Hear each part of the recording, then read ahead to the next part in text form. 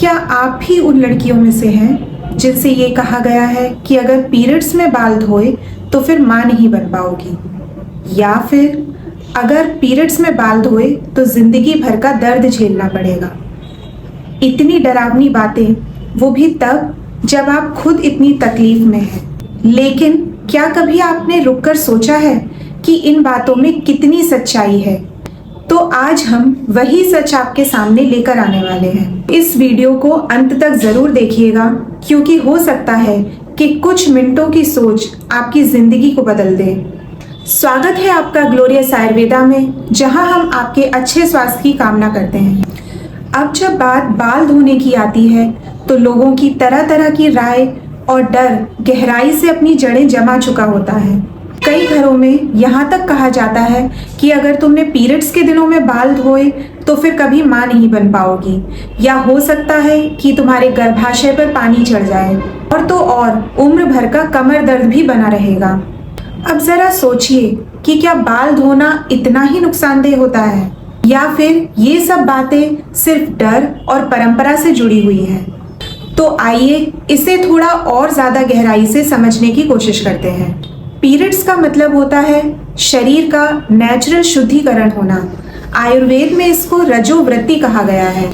इस समय हमारे शरीर की ऊर्जा भी कुछ कम रहती है और हमें ठंडी चीज़ों से बचने के लिए कहा जाता है, ताकि हमारे शरीर का वात दोष ना बढ़ जाए और हमारे शरीर को आराम मिल सके। लेकिन बाल धोना, वो भी गुनगुने पानी से, इसमें कोई नुकसान नहीं है, बल्कि साफ सफाई तो हमेशा से ही ज़रूरी मानी गई है। अगर आपका सिर भारी हो रहा है, सिर में पसीना आ रहा है और बाल चिपचिपे हो रहे हैं, तो अगर आप बाल धोते हैं तो आपको फ्रेशनेस ही महसूस होगी, आपका मूड भी बेहतर होगा और आपको थकान भी कम महसूस होगी। कई बार पीरियड्स में जो सिर दर्द होता है वो गंदगी से और ज़्यादा बढ़ सकता है, तो अगर हम बाल धो लेते हैं तो उसमें थोड़ा कमी आ सकती है और आपको हल्का भी महसूस हो सकता है। तो अब बात करते हैं मेडिकल साइंस की। आज के डॉक्टर और मेडिकल साइंस ये साफ साफ कहते हैं कि पीरियड में बाल धोना बिल्कुल सुरक्षित है, बल्कि ये हाइजीन के लिहाज से भी बेहतर होता है।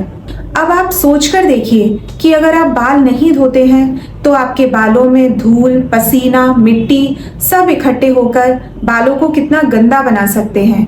आपके सिर की स्किन इरिटेट हो सकती है और जिससे आपको इन्फेक्शन भी हो सकता है। इससे आपकी मेंटल हेल्थ पर भी असर पड़ सकता है, क्योंकि जब आप साफ होती हैं तो आपके अंदर से भी सुकून मिलता है और आपकी सोच भी बेहतर होती है। अब इन सब में सबसे ज्यादा जो बड़ा डर है वो फर्टिलिटी को लेकर है, कि कहीं ऐसा तो नहीं कि बाल धोने से बच्चा ना हो। लेकिन इसका कोई प्रमाण ना तो आयुर्वेद में है और ना ही आधुनिक मेडिकल साइंस में।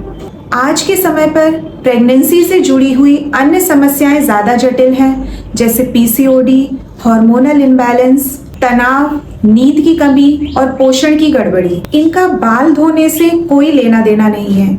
लेकिन हाँ, एक बात जरूर है कि पीरियड के शुरुआती 1-2 दिन में अगर आप ज्यादा थकान महसूस कर रही हैं, आपको ज्यादा ब्लीडिंग हो रही है, तो आप उन दिनों में आराम कर सकती हैं। और जब आपको अपना शरीर थोड़ा हल्का लगने लगे तब अपने बाल को धो लें।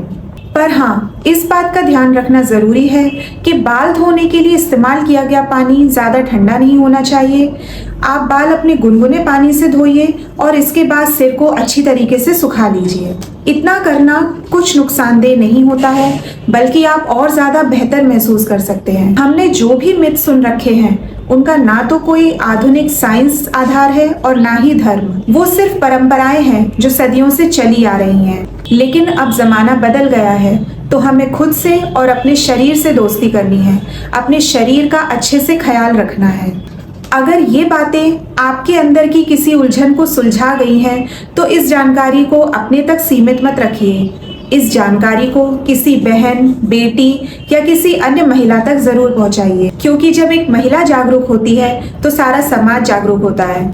कमेंट में हमें जरूर बताइए कि आपने और कौन कौन सी मिथ पीरियड्स के बारे में सुन रखी है, और हमसे उनको शेयर जरूर कीजिए। ये भी बताइए कि क्या आप उन मिथ पर भरोसा करती हैं। ग्लोरियस आयुर्वेदा को सब्सक्राइब करना ना भूलें। हमारे चैनल को लाइक और शेयर जरूर करें। इस चैनल पर हम सिर्फ बातें नहीं करते बल्कि मिथ को तोड़ते हैं और आपको हकीकत बताते हैं। तो मिलते हैं अगले वीडियो में। Stay healthy, stay glorious. Thank you.